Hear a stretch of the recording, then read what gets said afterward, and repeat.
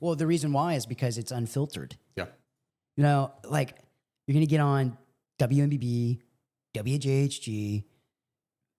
I'm not going to say the local stuff, like the local pages. You're going to get on there and it's just going to be a regurgitation. Yes.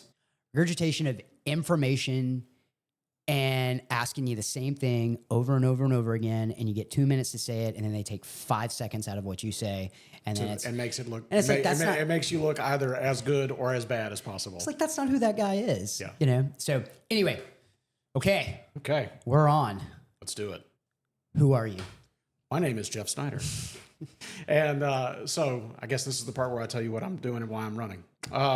So at the outset, what I want to communicate to as many people as possible is that I see. We talked about being a person of faith, and part of that is it's a lifestyle, and part of that lifestyle, one of the hallmarks is service. And so I see this as a natural extension of what I'm already called to be doing. Serving my family, serving my faith community, and now hopefully taking the step to serve my community at large. A little bit about my background. My family, my mom moved us to the area 1989.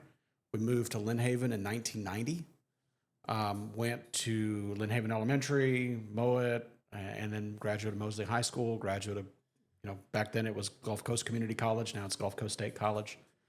But along the way, fell in love with sales, and I've been doing that now for over 20 years. I could probably go back and try and figure it out, but it's north of 20 years. And the biggest thing about being in sales is it's about building relationships. I tell people there's only two kinds of salespeople. There's the individual, and this is, one that most people will recognize, this interaction where you come in, you feel taken advantage of, and one of you walks away happy and the other one walks away with generally like buyer's remorse, right? And then the other type of salesperson is the person that seeks to build a relationship, realizing that these interactions can and should be mutually beneficial. You build trust, you build camaraderie, and you start working toward this common goal of this person getting whatever it is, whatever good or service it is that you're selling. They're getting that. You're making a living, and that goes on, as long as you're in that role. The reason behind really running at this point is when I was in high school, the common refrain that I heard was, I cannot wait to graduate so that I can get out of here.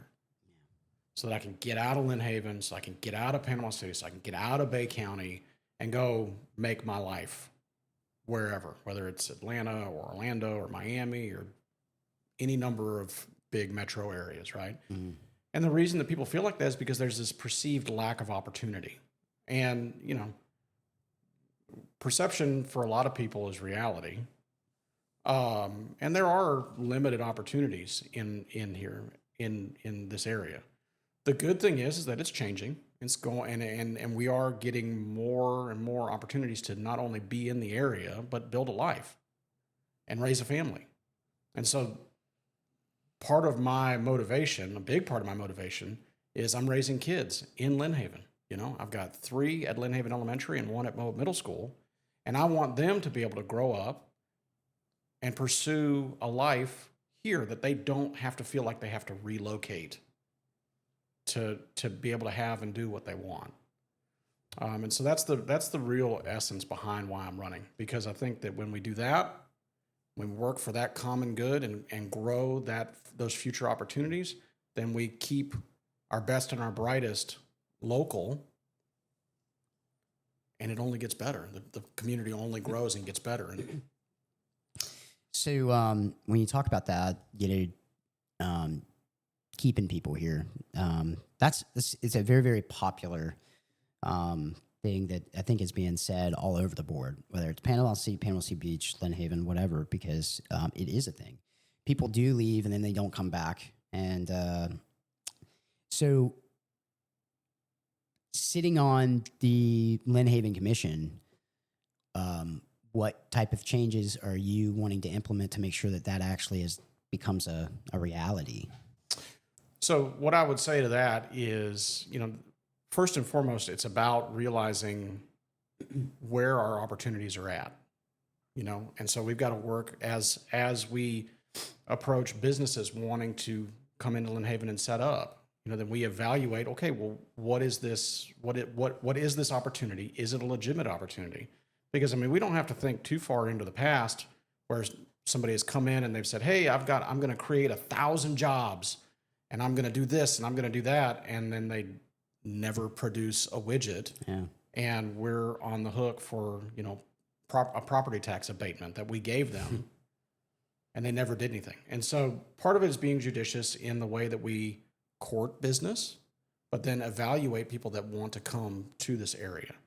The other thing, and one of the really key hallmarks of what I want to talk about and relay to the community at large is, you want people to want to live in your city. And so you create great youth sports programs. We've got a tremendous youth sports program in Lynn Haven, but from baseball to basketball to softball to they're doing a soccer skills training. They just announced that, and I want to continue to, I really want to empower the sports director is a gentleman named Justin Ward, and he's doing great work. And I want to give him the resources that he needs to continue growing that. Mm-hmm. Another way that you do that is you invest in community events. I think the key and one of the differentiators from what I'm doing or what I want to do is I want to explore like public-private partnerships. These things shouldn't be on the back of the city and by extension the back of the taxpayers to fund these events. The city has a role, even if it's just providing property for these events to take place. But I think that there's a very important role that a commissioner can play in going out and seeking public-private partnerships. Hey, we've got a spring concert series coming up. Would you be interested in sponsoring one concert? Hey, we've got, like yesterday, they had the food truck festival. Would you, as a local business owner, be interested in helping to pull that off? And so that's, being an ambassador for the city. I think that's one of the important things that commissioners do and how they make the city that they represent a vibrant, growing, exciting place to be. Because, the one thing that I don't want is I don't want people to just drive through Lynn Haven, or they, all they do is sleep there, or all they do is hit fast food restaurants there. That's not what I want. I want people to have, access to experiences and access to events, things like that. Yeah, the concert series that they started has been great. Oh man, it's gangbusters. Yeah. And a lot of people travel out of other parts of the county to come to that. And I even found out that we got people that come down from like Chipley and Bonnafay to be able to come to those type of venues. And then they make it like an all-day thing, which means if they come into Lynn Haven to do that, they're going to go eat in Lynn Haven. And it is a good source of revenue to be generated in that area. So informal, this thing is, it's not, I'm not trying to catch off guard or anything. No. But I do want to ask you, what does success look like for a city like Lynn Haven? So success looks like growth, but smart growth, right? People having confidence in not only their elected officials, but the city staff to be able to give of themselves by putting down roots, by raising their families there. One of the other things that I really would like to see is, the buzzword, or one of the words that we hear a lot, especially surrounding voter turnout in Bay County, is apathy, apathetic, right? That when you have an election and 20% of the eligible voters make the decision for 100% of the county. And so for me, success looks like driving those numbers up, giving people the confidence that their voices are heard. Because, and this is, one of the things that I've really enjoyed about this process is it gives me the chance to kind of crystallize how I feel about things. Yeah. And it just, through my, what I want people to know is that, this is not my first rodeo in terms of public service. I've been up until I announced my candidacy for the commission seat. So I was on the planning board in Lynn Haven for 6 years. Which is, by the way, I'm going to interject there. Being on those boards and helping out like that is probably the best thing that a candidate that's running for office could have. And the reason why is because you have already donated free time to the community. Somebody just recently, I'll name drop, Bernie Thompson attacked Robbie Hughes, a guy who's put 14 years into being on these boards. And he's like, oh, I don't trust that because he's been on all these boards and, you don't want that. And it's like, the dude has done it for free, like for 14 years. Think about that. The fact that someone would be in the community doing that, like, it's kind of hard to look and see and say, oh, well, that type of stuff equals corruption, or that kind of stuff equals they're just trying to like have status in the community. I don't think that's the case at all because of how much work goes into being on one of those boards. So, but I know I interjected, but No, I you're want fine. you to explain when you get on one of these boards, how much time and effort is spent. How much time and effort have you spent throughout that 6 years, away from your family to be able to make the community better? Yeah. So the cool thing about being on the board is that one, just to touch really quickly on the corruption aspect. Yeah.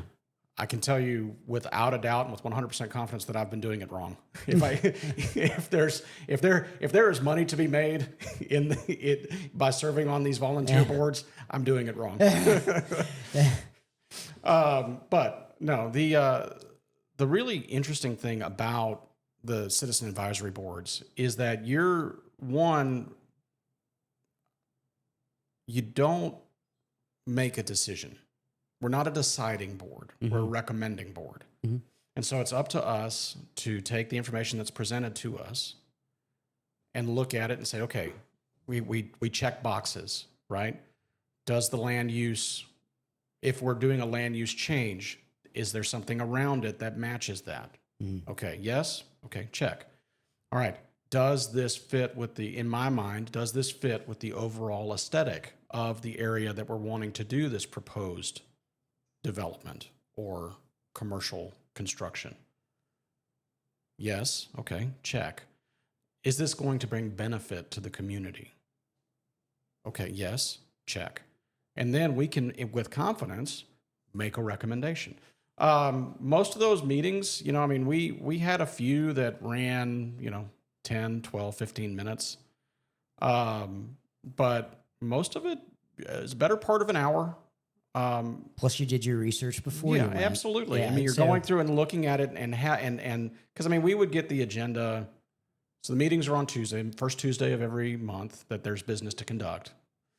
We would get the agenda the prior Thursday, and so we would have the weekend plus a day or two to look through it and just kind of read through, make sure that one, the developer or the property owner or the person wanting to construct whatever it was had done their homework and made sure that they had all their ducks in a row, and then that the city had done its homework, that they had all their ducks in a row, so that when we get to the dais there at the garden club or the utility building or now at the new city hall, that these meetings could flow relatively smoothly. It's not that we're making decisions ahead of time.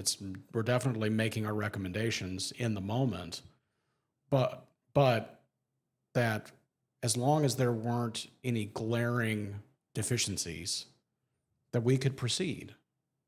The best part of them, for me, the best part of the meetings are when the public took the time to come out and share what they thought. Yeah.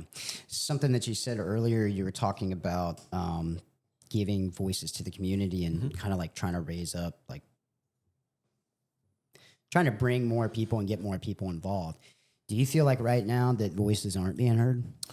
I think that it's very, very common to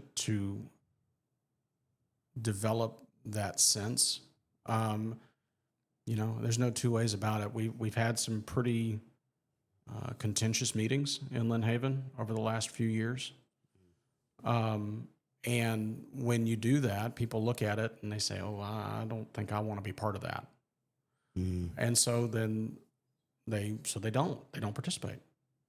Or people say, "Oh, well, it's the meeting's in the morning, and I got to work. I can't go." And so one of the things that, I would be very interested in, I know Commissioner Warwick is interested in addressing the meeting times. He's already tried to do it. He tried to do it last time. He wanted all the meetings to be in the evening time so people can attend them after work. Yeah. Because right now they do, 1 in the morning? Yeah, the first... on like a Tuesday, and then another one's in the evening on Thursday.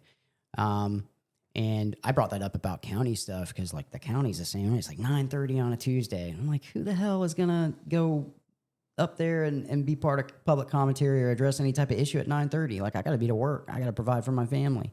I think it is a good idea. I actually just talked to Jamie the other evening, and every time I talk to him, it's like an hour conversation. But I had talked about public commentary. I thought it would be beneficial for the community to where you have one designated night specifically for public commentary. Take it out of the meetings that they currently have, and it gives the commission, and I'm going to ask you if you think this is a good idea, because this is something that I really think it's a good. I brought it up to Vicki Gaynor. I brought it up to Jamie. I brought it up to Sam, and I was just like, hey, like, have your public commentary on a separate night, because that gets lengthy. You get all these people up there, and then I'll say this, I don't care. I live in Lynn Haven, so I'm a citizen there. And I don't want to hear a person's mouth that doesn't live in Lynn Haven, and you're just wanting to freaking talk about what you think based on your stupid social media Wikipedia research. Like, the issues that when I watch these meetings, I want to hear about what the commission is deciding on. And an hour of public commentary to hear somebody beat a horse to death on something that you're not going to get your way, doesn't matter.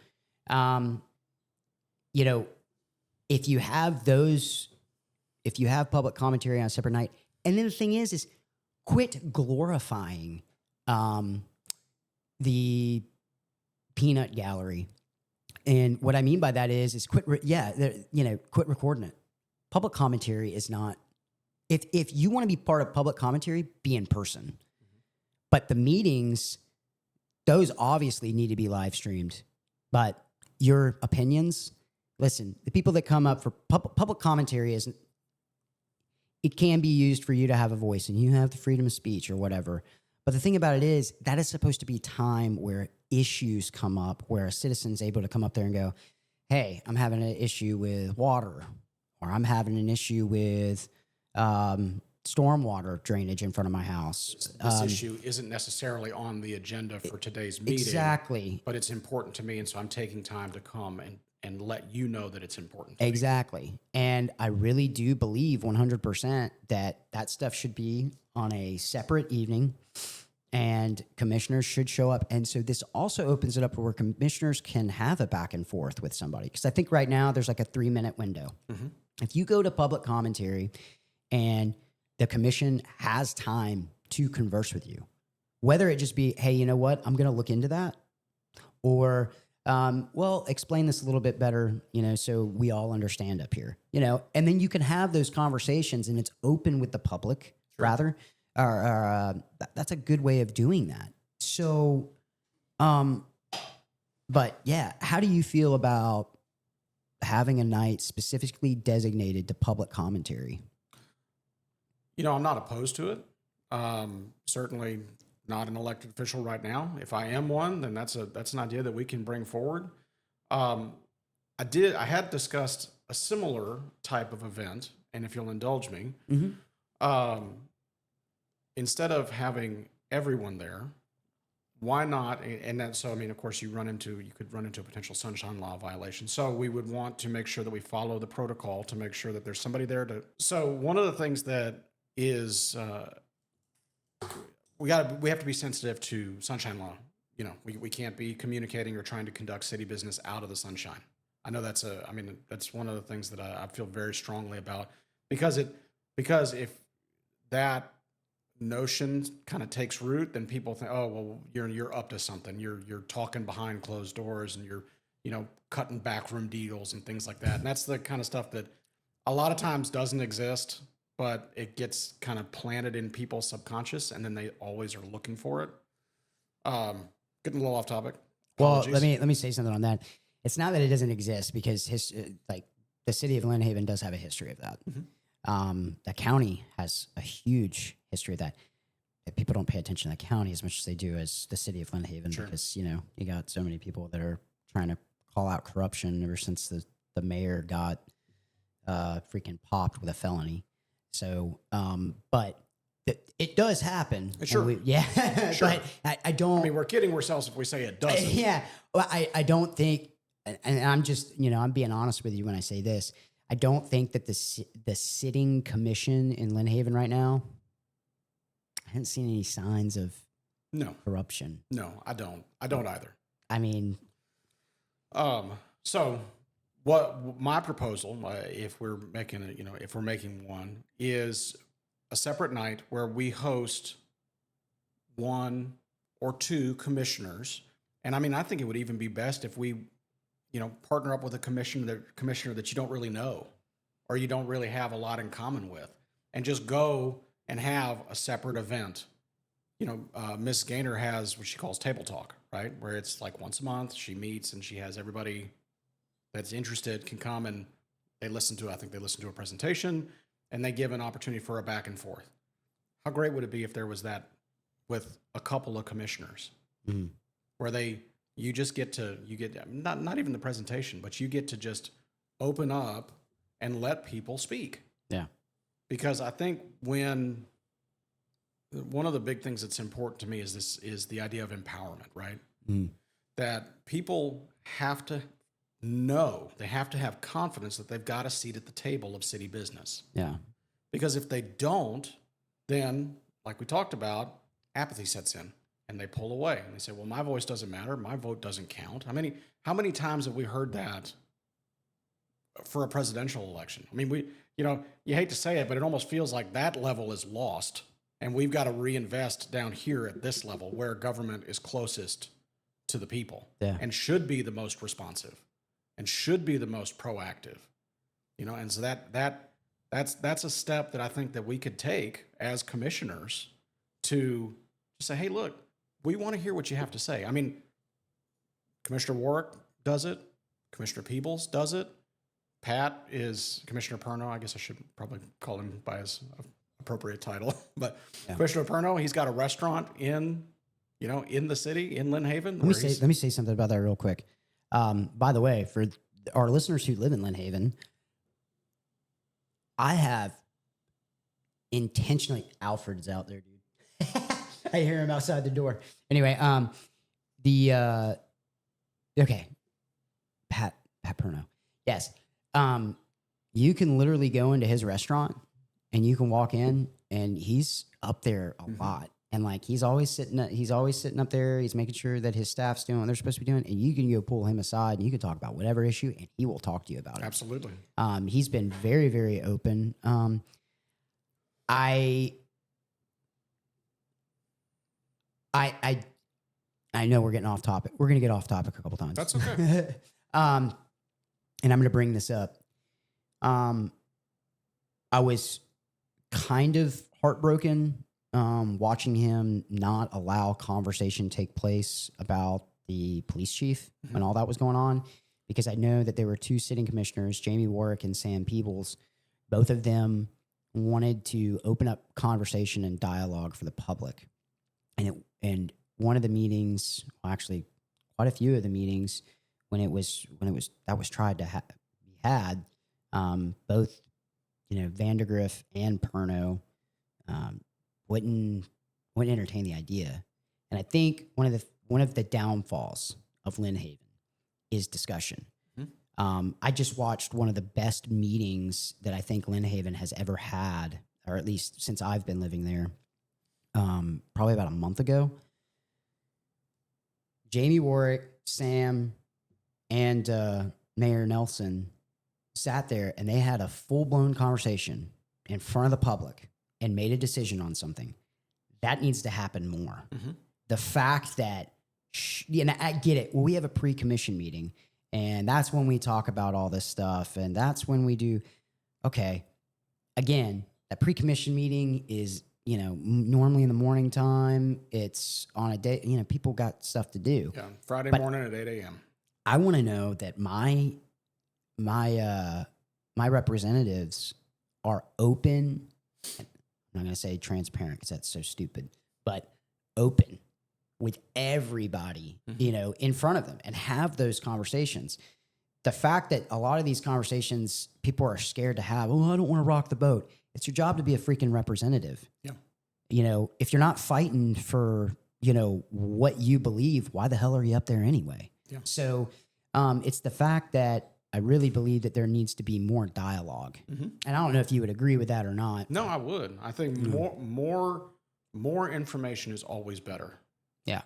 More dialogue, more opportunities to figure out where people land on an issue is better. Yeah. Because if we silo ourselves off and we limit our sources of information, and B, our opportunities to relay that information, then you kind of get what you get, and it's subpar at best. Yeah. So we talked a little bit about that.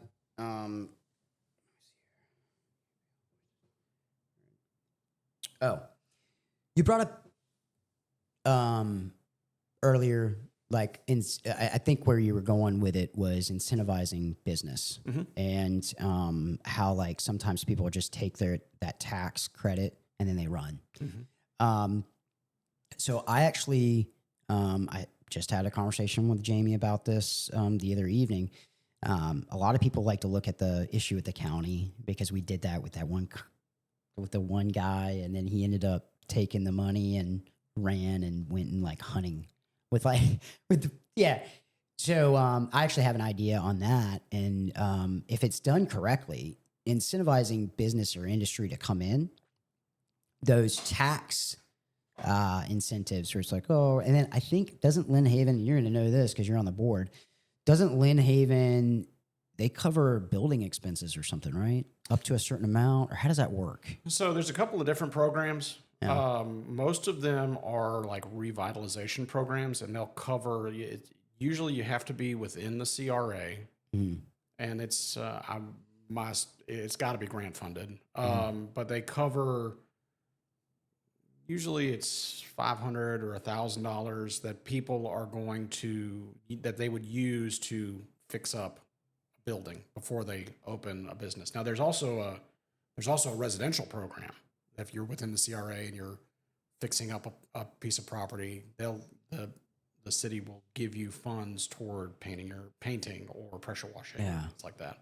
No, I thought there was a specific one for new business where you got a tax incentive. There's a property tax abatement where the city will not charge you their portion of the property tax for a certain period of time, giving you the opportunity to get kind of up and running without that extra.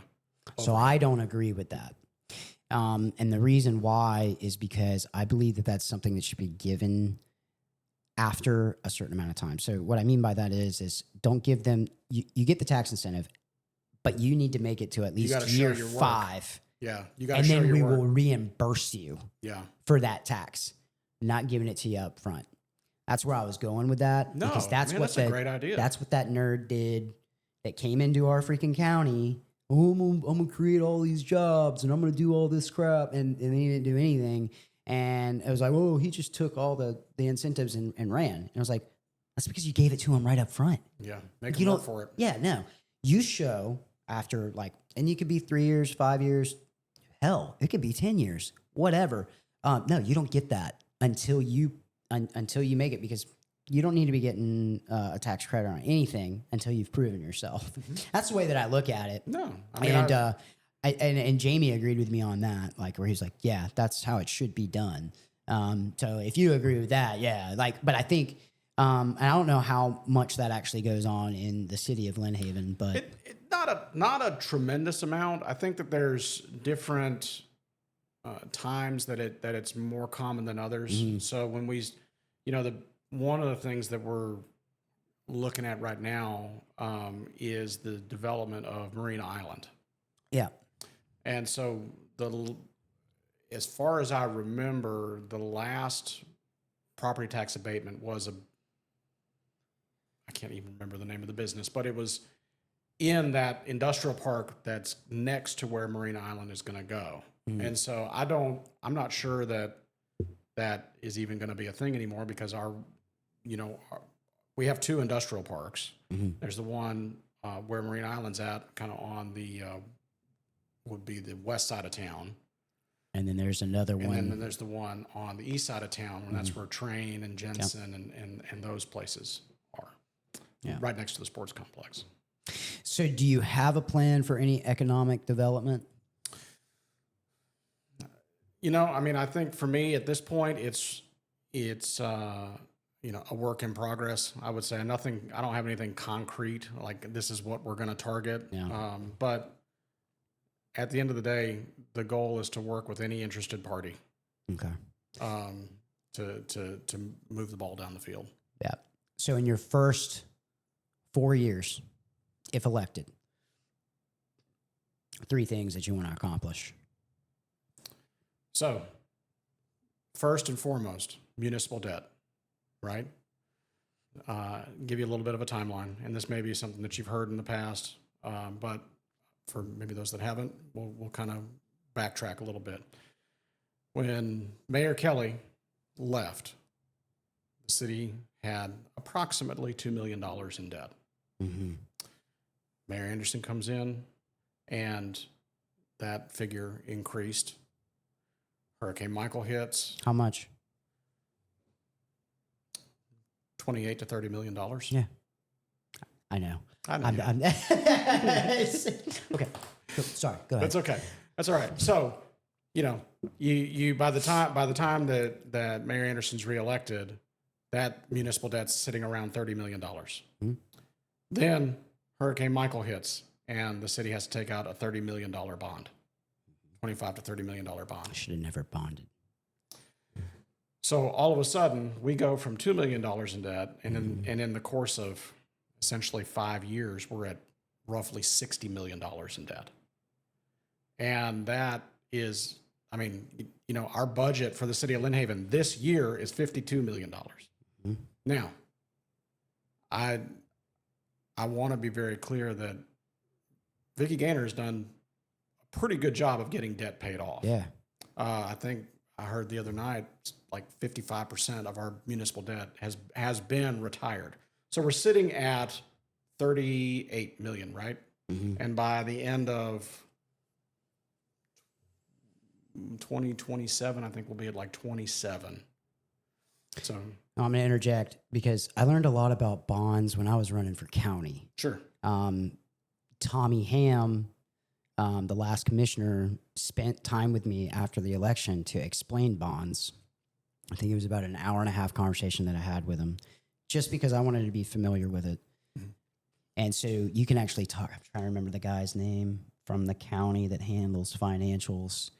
He had explained it to me too. But I'll send you all of that so I can take that up. I'm going to send you that though. I appreciate 'Cause that. that is some huge stuff. That was one of the questions I was asked on WMBB, and I looked like a deer in headlights. It was like,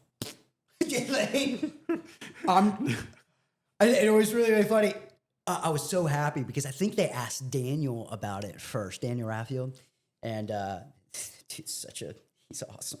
But he was even kind of like, yeah, like he didn't know how it worked. The only person at that table knew about bonds was Tommy Ham.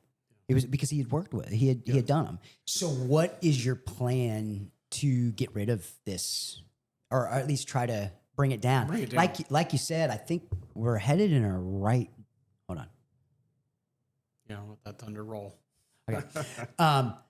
So like you said, I think Vicky has done a really, really good job with bringing down the debt so far. I mean, think what you want about her on everything else. I really could care less, but yeah.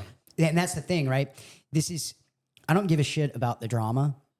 If you, as the tax paying citizen, right, in my community, I want to know what you're doing on that aspect. That stuff's important to me. Yeah. I don't care about your car allowance. I just don't. You know, those are things that like I could give. I don't care about. Yeah. You know, yeah, sure, you should. By the way, you know, she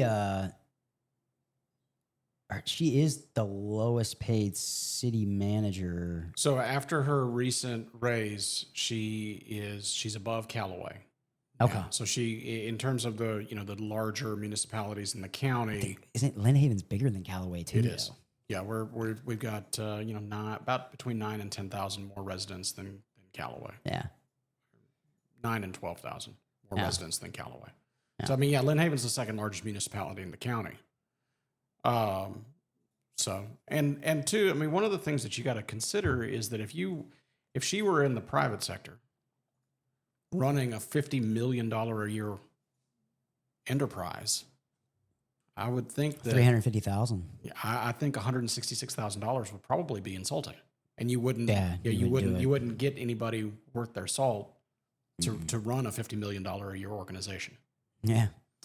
So how much do the guys get paid that manage hedge funds that are a lot more than you and I, my friend? Yeah. So, but circling back to the debt. So, the thing about it is, and I've kind of, I tried to, just for my own edification, I tried to come up with, an alliterative thing to help me remember and keep kind of on track. And so the first one we've already talked about is empowerment, right? Mm-hmm. The second one, and this is where the budget comes to, is efficiency. Mm-hmm. There's always efficiencies to be achieved. Mm-hmm. One of the things that, because government by nature is inefficient. Mm-hmm. It doesn't produce a good or a service. And so they have no incentive to cut cost. And so as somebody that works for a for-profit enterprise or somebody that manages a household that has to be concerned with, making sure that the income and the outgo stay in balance, that's the mindset that I want to bring to it. Mm-hmm. And so, and we can, and the beautiful thing is that we can get as creative as we want to get with how we achieve it. The bottom line is that we're headed in the right direction. I want to get there faster. And so, if there's a, like when you do Google Maps, right, you've got multiple routes, there's the route that we're going, but I see this route down here where we can save 20 minutes. That's the route I want to take. Yeah. And so just to shoot from the hip, right? If we've got a budget surplus in a department, then we take that budget surplus, that money's, the common mindset, especially in government, is use it or lose it, right? We've got to get to zero. We got to spend everything. Otherwise we're not going to get that amount next year. Yeah. They live in fear of the budget cut, right? I don't necessarily, if you can demonstrate that you don't need it and we can cut it, then let's cut it. But if you can say, hey, look, we ended up, we got pretty close, but we've got $40,000, $50,000 left. Mm-hmm. Then say, maybe we put half of it in a reserve that's directly for your department, and the other half goes to debt retirement. Yeah. And that way we're not cutting departments short, but we are allowing them to achieve savings, not use everything, and get, because the more you put against it, the faster it goes away. And that's really my heart on how we get out of debt faster. Mm-hmm. Supercharge it, right? We're doing good. Mm-hmm. We can do better. And that's not, and that really is, it's as simple as that. It's the way that I look at it, and I'm sure I'll get some feedback on this, but it's like giving a credit card to somebody. And I think we have already determined that the past mayor swiped everything like a credit card. An irresponsible teenager that just went around and was like, "Fuck, fuck, fuck, fuck, fuck." And then, and was there some good that came out of it? Yeah. But why would you do that to the taxpayer? Yeah. This whole thing of like sitting there and being like, this legacy that's left behind, that legacy that's left behind came with a price tag. And we're the ones that got to fucking pay for it. Yeah. So that stuff can go, yeah. But when you use these bonds, that was just an extra burden. And then, we are stuck. $60 million, right? I think you said we're down to 38 now. Mm-hmm. Well, I'm looking around and I'm trying to figure out where the money went.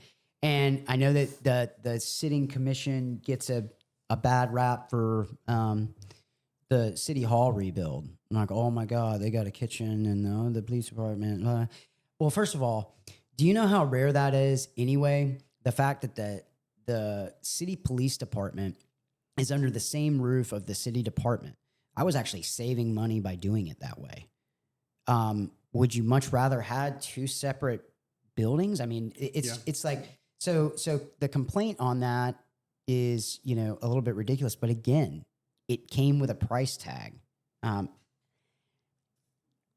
I think the new city hall is perfect. I don't see any issues with it. I think it's something that's needed.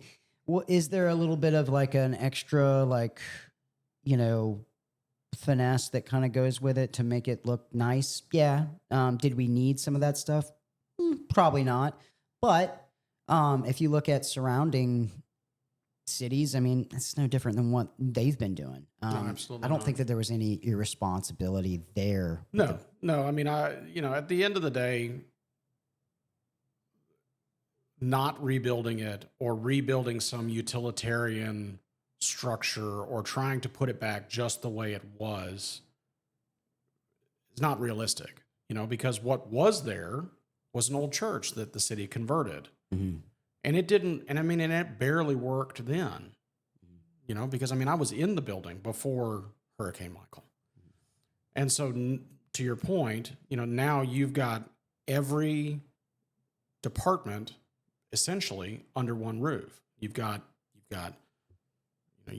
public works, you've got the city yard still, and you've got the sewer treatment plant still, but you've got basically all of your department heads in one spot.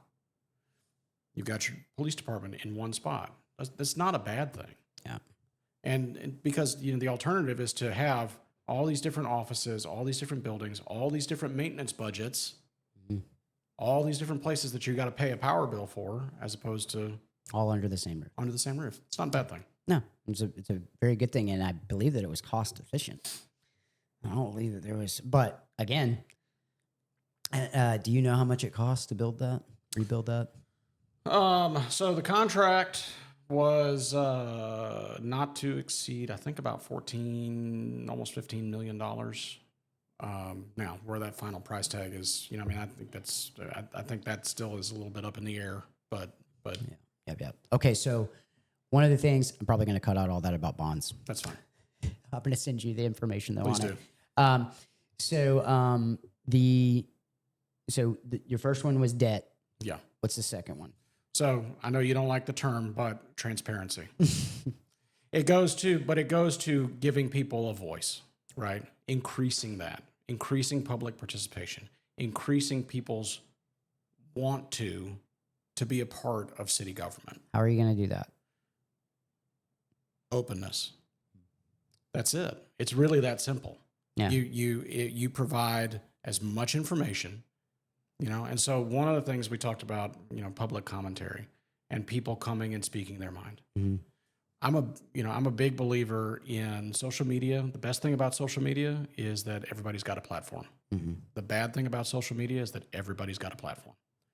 And so what I would like to see happen is we let people talk. We let people talk, and then you let the marketplace of ideas decide who's trustworthy. And so it's the responsibility of the commissioners to be armed with facts and information, and so that when someone comes up and says, XYZ, you're corrupt, and here, we've got evidence of where you took the payments or whatever, the commissioner can say, no, as a matter of fact, that's completely false. Here's the information. And so what I don't like is when we sit, when the commissioners kind of just sit like statues and just stare back at the public. And for whatever reason that is, they don't feel like they can speak. They don't feel like they want to dignify it with a response, whatever. I want to change that, so that people can so that they can know that we're approachable out in public, that we can, I think it's a time issue, though. The reason why they don't have those conversations up there, they don't have time.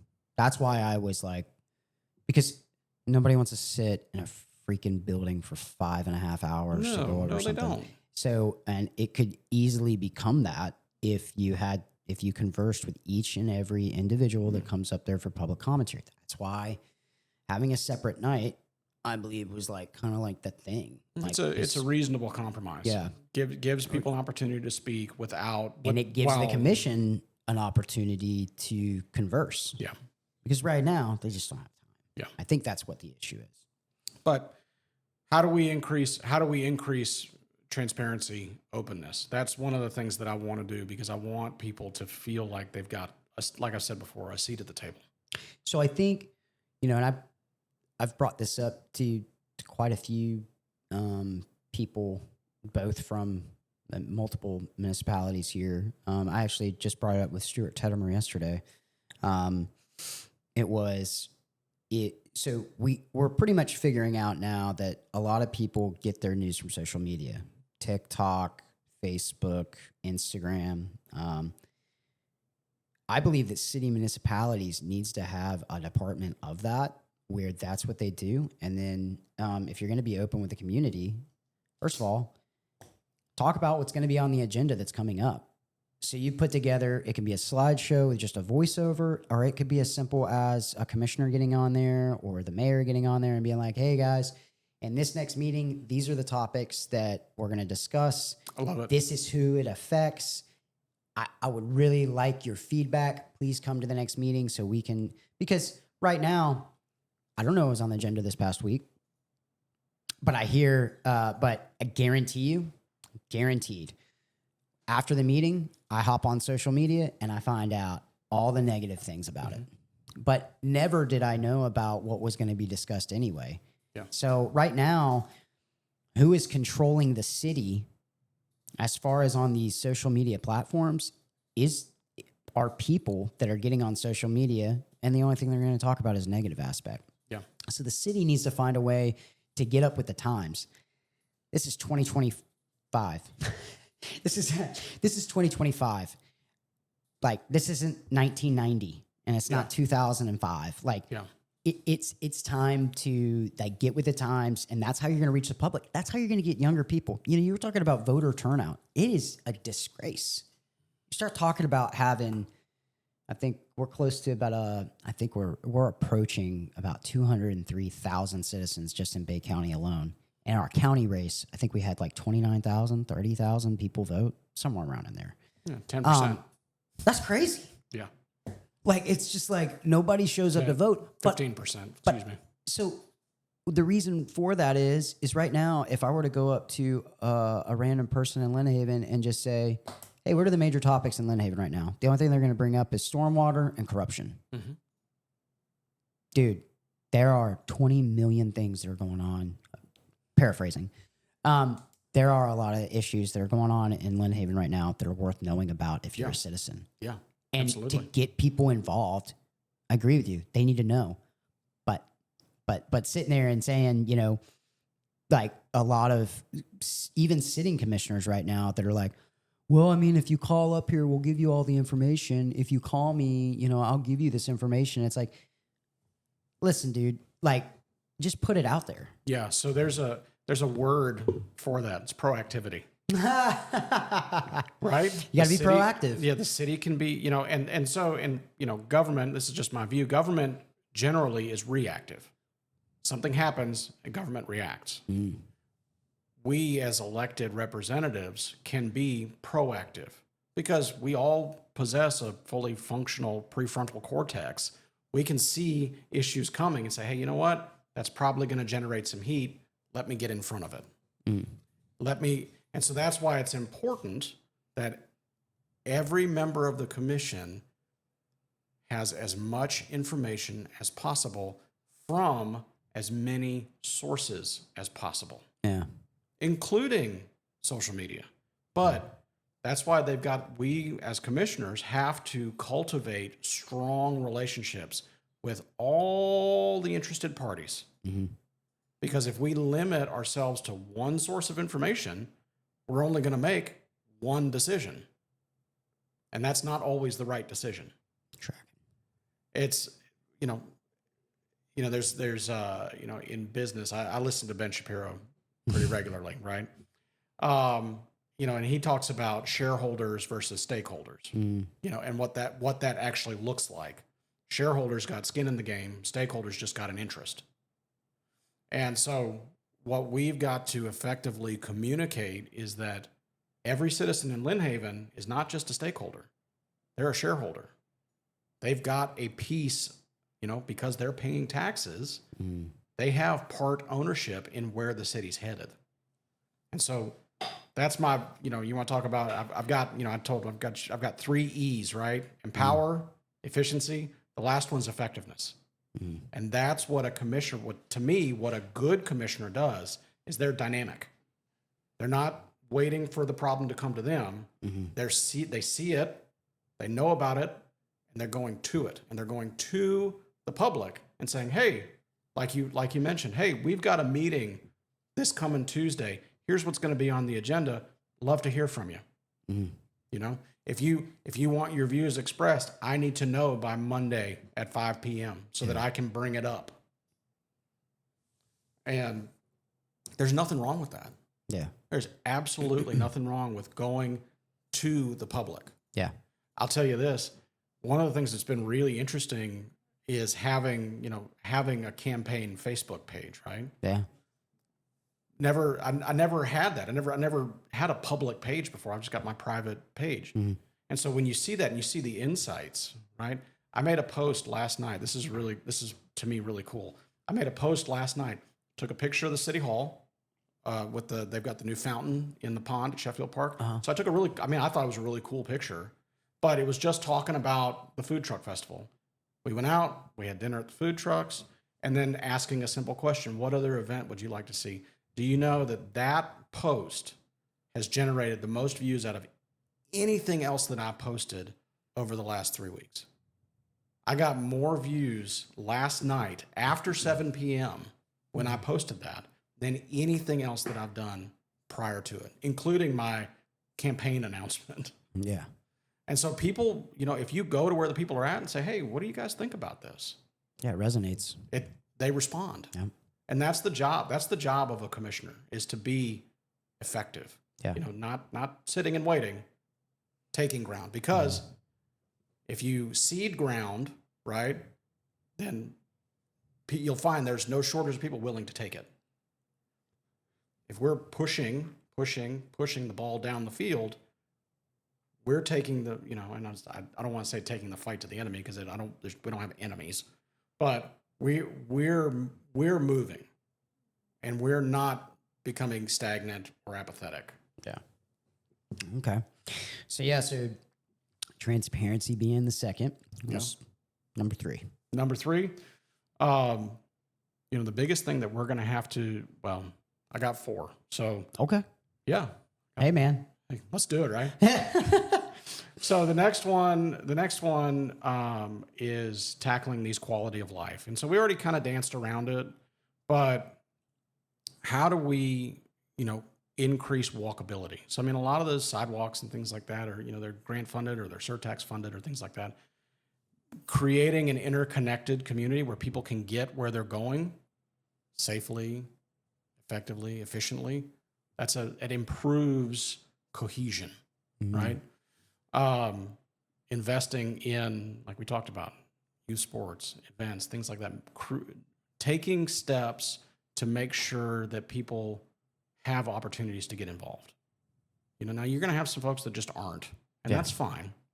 But we can't say, oh, well, nobody wants to get involved and then just not do anything. That's also not realistic.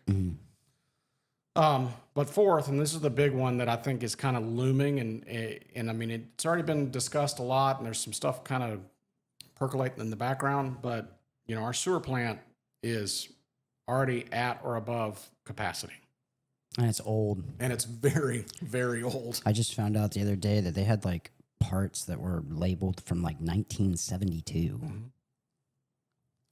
Yes. Plus, it's not an ideal location. On the Bay Shore is not a great place for a sewer plant in the middle of a residential neighborhood. It's not a great spot. Yeah. So, I applaud city staff and city leadership for saying, hey, how do we address this? Because I mean, this is going to have a big price tag. Yeah.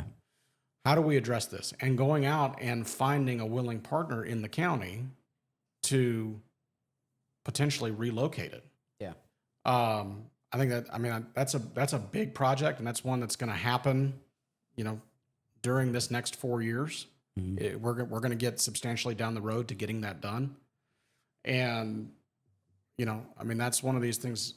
So it presents a couple of unique opportunities. One, it gets the sewer plant away from the Bay Shore. It gets it inland so that it's, not as susceptible to hurricane.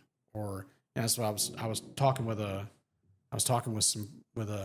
family yesterday. I was like, can you imagine? So, I mean, we think about hurricanes, right? We think about flooding.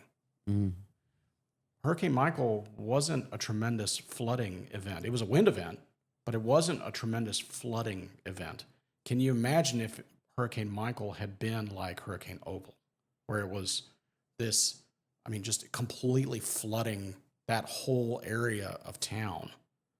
It would have been catastrophic, And But so the flooding, I'm going to interject there. A lot of the flooding, though, in Lynn Haven is man-made. yeah, it is. But that is I feel like that is, I don't know if it's a zoning issue or is it a code issue. I don't know. I know that, man, dude, when you look around, like my neighborhood in Lynn Haven is like high up, but then the surrounding areas are, because you have all this runoff and it goes into there. That's an issue of being able, I think is that a code issue? It's, it's kind of an all of the above issue. I would, and I mentioned this at the forum the other night, these things don't impact you until they impact you, right? You're not aware of it until it until it impacts your life. Yeah. And so for me, it was the 4th of July flooding of 2013. And it, we're, like I said, we're sitting there, we're watching the parade, and all of a sudden it starts raining, and then it doesn't quit. And they had to cancel the fireworks. They had to, it was all because the city was flooded. Well, what's the name of the road? I should know it. It runs through Mosley, but it goes back behind Walmart. That's Minnesota. Minnesota. So I walked that area with Sam when he was running for office years ago. And is because of the way that the road was put down. If you go drive down those side neighborhoods off of Minnesota, right behind, was that Diego? No, not Diego. No, it'd be behind like the post office. Yeah, it would be. Yeah, behind that area. But right before you hit 390, like all of that in there, but that specific community back in there, all those roads were done by his thing, whether or not it was contracted out or not. the guy, you can go and you could drive on the road and you will look at the driveways, and the driveways are down here. And the road is up here. Complete irresponsible. So what they did was they paved on top of the road. Yeah, there's no place for it to go. Which I'm sure maybe it was a funding issue. But I know right now, like, if you go back up in that area after, like, it's raining right now, drive by there on the way home. Drive by those areas. You will literally see just when I walked that area with Sam, it was like the day after. It was the day after it had rained, and there was a gentleman, and I know his name, but I'm not going to say it. He had a pump in his driveway, and he had this long hose, and he was pumping it out. But when he was pumping it out, all it was doing was going into other people's yards. Yeah. But he didn't want it in his driveway because it was coming up to his front doorstep. Yeah. And so it seems like there's a lot of stuff like that right there where it's like, oh, we're just going to come in and we're going to put in a ditch and it's going to run off. How about this? Why don't you start by doing the construction the right way to begin with? You know, and if it's a funding issue, then, hey, listen, dude, so my parents weren't the best money money managers when I was growing up, but they did teach me one thing, and it's pay as you go. If you don't have the money, you don't buy it. And you don't put anything on credit. Like, most of my things are paid off. I think the only thing that I got is like a loan on my house. If the city ran their budget like that, it could be pretty beneficial, I would think. So, but that road construction, when you brought up the stormwater, that stuff it's aggravating. Yeah.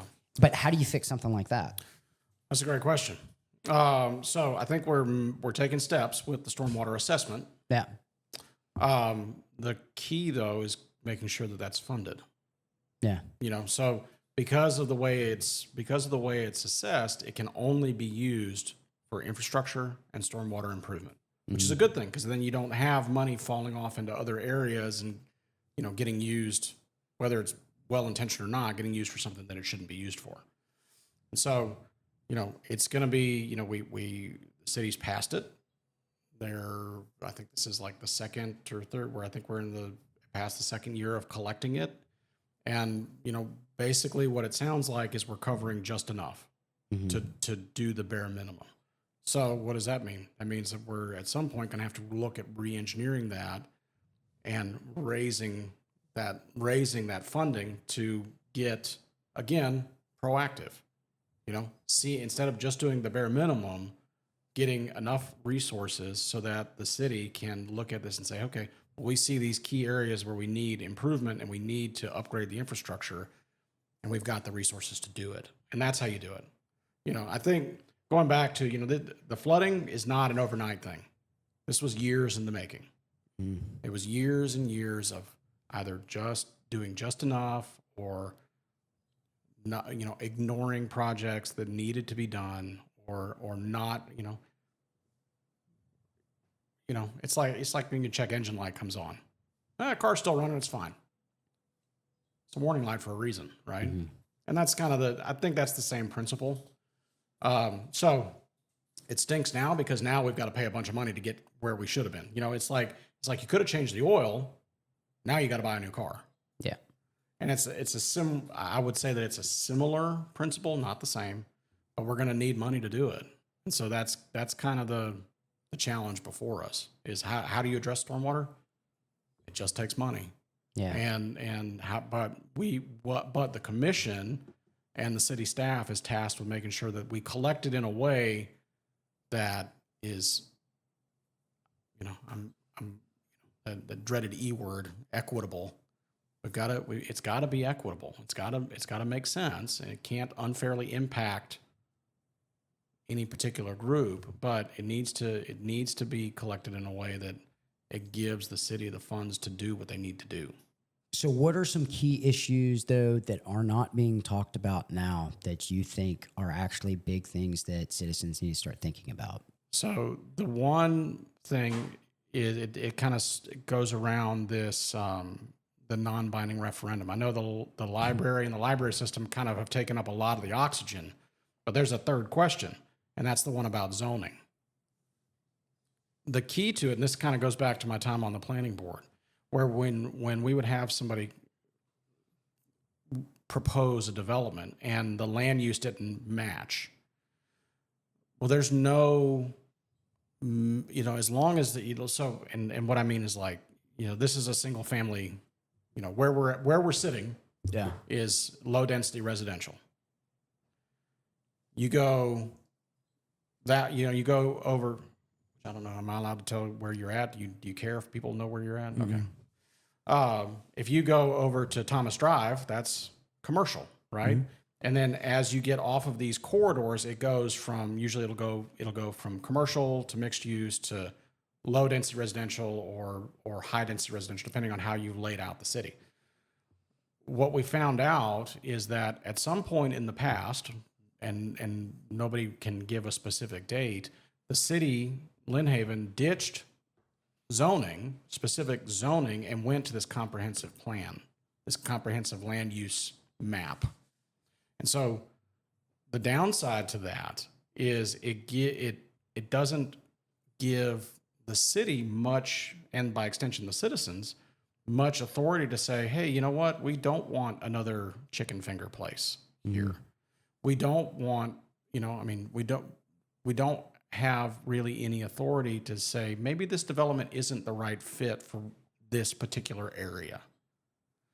And that's one of the things that I think that, it's a very important discussion. So, I mean, when we get through this referendum and we say, hey, the citizens really want us to explore zoning and so that I want people to be able to develop their land. But as part of a community, it's got to be beneficial to the community. Mm-hmm. Because if you just throw up another fast food place, then how does that benefit ultimately? I mean, it may be In-N-Out Burger or one of these other places that, that people love to romanticize. And that may be awesome, but how does that move the community forward, as opposed to having zoning and saying, hey, look, we've got only so many parcels. How do we effectively develop those parcels? Mm-hmm. Because the reality, and this is where I'm going, I'm probably unfortunately taking a long time to get there. No, you're fine. Lynn Haven's essentially built out. There's very little land left within the city limits to develop. And so we've got to be very strategic about how that land is developed. Mm-hmm. Now, the reality is that we can grow the city through annexation. We can grow, there are ways to expand the city's borders, but those are going to be very limited. Yeah. And two, when you look at it, I mean, all the land around us is either residential. Or it's agricultural, owned by St. Joe. Yeah, isn't that the truth? Because I live on St. Joe wetlands. So, out my back door. You're right. So what do we, there's nothing wrong with that. It's no. St. Joe's been a great partner for a lot of municipalities. Mm-hmm. And so how do we be judicious with developing what's left to develop until such time as we can grow the city? Yeah. And that's one of the things that, like I said, people don't, they don't discuss it a whole lot. It's, with the zoning question, I think it's starting to kind of percolate and make sense to people. Let's talk a little bit about the non-binding referendums. Sure. Do you believe that this is a good thing to use to be able to pull data to see how people think? Absolutely. Thank you. No problem. It doesn't come at a cost. We're already funding the cost of the election. Data that you're going to be able to collect. Now, a lot of people think that these referendums should be binding because, it gives the voice to the people, but you're really pulling data. The way that I look at non-referendums is it gives a commission, whether it's city or county, a way to look and see how the people around the area think before they even entertain an idea of doing something. That's right. Rather than a binding one would be you're going to get people involved and then they're going to say that they want something or don't want something, and then you're able to look at it and be like, you know what, we really can't afford it to begin with. or whatever. Yes. Whatever issues might come up. So I'm a proponent for Me too. non-binding. Me too. So you think about it, and we go back to the public meetings, right? Yeah. With a non-binding referendum, if we get our historical average of 3,000 to 3,500 people to vote, if they all choose to give you their opinion, whether it's researched or it's at the moment that they're in the voting booth, that's a lot better than 30 or 35 people that show up at a public meeting. Exactly. And so you're able to see who actually cares, because that's the argument right now with other things that are going on in our county, where it's like, oh, a non-binding referendum means that they don't have to go about, because a lot of people will vote that don't even live in the area that's affected, and why should they have a say versus somebody who lives there? And it's like, dude, get out and vote. Like, what the people want is what the people want. Exercise your right to complain. Yes, exactly. So I think we hit on a lot. And so what things, I'm going to let you do a closing statement, and you go ahead, and if anything that we didn't hit that you want to go ahead and tell our listeners, or, do your closing statement. Yeah. So first of all, the biggest thing is thank you. Thank you for doing this. Thank you for giving as many people as interested, both a way to hear and a way to speak. Because otherwise, like you mentioned, we're kind of beholden to forces that may or may not have an agenda, and that's being charitable, because everybody's got an agenda. Yeah. At the end of the day, I talked about my 3 E's, right? Yeah. Empowerment, efficiency, effectiveness. I also, because I'm a good Baptist, I've got 2 C's, right? Common sense and consistency. No beer. What? No beer. No. Baptist, it's a joke. I understand. It's okay. No, common sense and consistency is kind of my thing. Making common sense decisions and staking out like what we would call like 80-20 positions, right?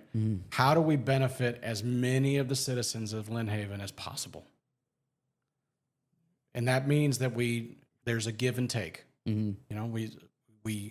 We say, we feel like, this is very important to me. I mean, we don't compromise our values. We don't compromise on things that are important about, that have to do with, it's my watch. No. We don't have to do with, that don't have to do with, integrity and honesty and forthrightness. We don't compromise on that kind of stuff. Yeah. But we look at it and we say, okay, well, I want this as a seat 4 commissioner. Well, a seat 2 commissioner says, I want this. And we say, okay, there's a broad overlap where we agree on all of it, and then we both agree to, we'll let a couple of the fringe issues go, and so that we can achieve a decision and achieve a solution that's good for nearly everyone. And then consistency. To me, consistent application across the board, day in, day out, week in, week out, and we just do it the right way every time. And we don't, there's no special treatment, there's no special favors, there's no looking at things differently based on who's bringing you the issue, problem. We don't, common sense and consistency. Yeah. That to me is going to be really my approach to governance. Yeah. And that's really it. I mean, I don't believe in overcomplicating it. I don't believe, because what I've told people, is politics, has become a team sport. It just has. You've got left versus right, because what we've done, what Trump has done very effectively is he said, you know what? We don't agree on a couple of these things, but we agree on a lot of this over here. Let's see where we can find common ground and work together. This is such a weird area for politics anyway, because this is crazy. Have you noticed in politics, I just brought this up the other day. Have you noticed in politics right now that if you don't meet all the check marks, you're off the boat. You're ousted. Yeah. So it's like, so first of all, like Donald Trump, dude, every time he talks, I can't stand it. I hate hearing him talk, because it just sounds so ridiculous. Like how he says things, how he conducts himself. It's just a very, very pompous way of putting something out there, right? But I believe he's the best. He is the best, our best option, and he has done an amazing job. But if you're in a certain group of circle, and I say, I don't like how he talks, like I don't like that, but I believe this, they immediately like throw you out. It's like that's the reason why like you bring up Donald Trump. And we're off topic. We're talking about national politics, but I'm gonna round it back around. So bear with me. I have no doubt. I'm gonna round it back around. Why can't you see the good and the bad? You have to take both. Yeah. Like it's like, so I had a first sergeant when I was in the military, and he used to have something that he would say all the time, and it was, give me 5 things that you like about this person. Give me 5 things that you don't like about that person. If you can't give me 5 on both sides, you don't know who that person is at all. You don't. You need to be able, when you say that you know somebody and you like somebody and you support somebody, you need to be able to say, these are the things that I don't like. These are the things that I like. If everything is nothing but likes, you're blind and you're being led by the media. Mm-hmm. So that being said, wrapping it around into the municipality issues that we have here, it's the same thing. You got people over here that are, Mario Anderson was completely innocent, 100%. Who cares? That was forever ago. But then those same people are against Beach Drive. Now, really funny, because now you have somebody that'll come up and they'll say, oh, I'm against the Beach Drive. So they become part of this group. And then you go, I don't believe that Margot Anderson was innocent. This is just an example. And now they're enemies. Yeah. Just because they didn't agree on one thing. And it's like, if you guys would take the time to just get on the same plane, you don't have to agree on everything. It's not natural. Rounding it all into the same thing is like, we don't have to agree on everything. And it sounds like, I don't know you, but having you on, I've learned something just in these brief interactions. And it's crazy because most of the people that I've had on, they don't necessarily say the same thing you did, but you want both sides to be able to come and have a voice. Absolutely. And in government, that's your freaking job as a commissioner, is to give that voice to the people and allow it to happen. Probably the reason why I didn't get elected. But man, dude, I was going to go with your haircut. My haircut? No, I'm kidding. You got a fuckboy haircut. No, man, I appreciate you coming on. Yeah. And, we don't endorse people, but, I do help. So if there's anything that we can do here to help you, and the offer is extended to your opponents, they're not going to take me up on it, but hey, and I mean, so this is the thing that I talk about. Lynn Haven, for its tremendous growth over the last several years, is still a small town. And when I say politics, especially local municipal politics, it doesn't have to be this team sport. Yeah.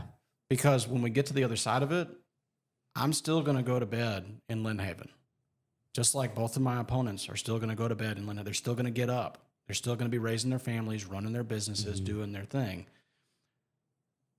I want to be able to have conversations with everybody, because that's what effective governance is taking information from all these different sources and making a decision that benefits all these different sources. Mm-hmm. Because that's where we get out of whack. I mean, we get out of whack like that. Now, I mean, I happen to believe that most of the stuff that's happening at the state and national level is good for conservatively minded individuals. Mm-hmm. Is it always good? No, because if you give someone unchecked power and you put them in an echo chamber where all they're going to do is agree, then they start making bad decisions. Yeah. I like to look at politics like warfare. And the best way that I can put it is, and again, this is one of those things that I learned from I had a pretty decent relationship with my first sergeant. And he used to say the same thing every single morning. He would say, there is somebody that is out there right now training to kill you. And your job is to train to kill them. And that is the world that we're living in. In politics, there is another person, and their job is to defame you and to bring you down to where they can win. And the same thing goes for you. But on that aspect, it is the point of realizing that you are a bad guy in somebody else's story. And there's a bad guy that is in your story. But what we need to realize with politics, you have to separate it from warfare, which is something that I was not good at. And you have to realize that the person that you're running against, exactly what you just said, they're going to bed tonight. They have a family. They have a mom. They have a dad. They have kids, right? I do not, and nobody will ever convince me, I do not believe that any person that is up there running right now or any person that is sitting on any of these seats is a bad person. Agreed. I do not. I do not believe that there's anybody up there that wakes up and goes, how can I intentionally fuck up my city? I don't believe that's a thing. No. Now, but mistakes are made and interests sometimes don't align. Mm-hmm. And if we're able to look at politics from that side, especially with the municipality races that we have going on right now, City of Lynn Haven, Panama City, if we're able to take that aspect and go, you know what, not everybody up there is a bad person and not everybody has like this plan to be the Joker, right? And we're able to say, this is just a difference in opinion of how things should work. And this is how a village grows. And I think you kind of have that same mentality. I mean, you got to come together, man. Like, yeah. I mean, it because we can sit and be in our camps and you're right. When you don't express the appropriate amount of fealty to any particular camp, then they don't know what to do with you. Mm-hmm. And so I find myself kind of, I'm not all the way here and I'm not all the way here. I don't really know what to do. Well, what's the answer? Run for office. Yeah. because I guarantee you I'm not the only one. It's the same Trump. Trump was Democrat for how many years? Was Trump a Democrat, buddy? I don't know, probably the first 60 years. Democrat most of his life. He still is, I mean, in my eyes, but again, like, it's not an identity. No. And that's the thing, just to get a little bit off topic. This is one of the things that I say is you can't out Trump. He's one of one. No. Right? You're not going to be able to stake out his position and logically carry it out because he just doesn't.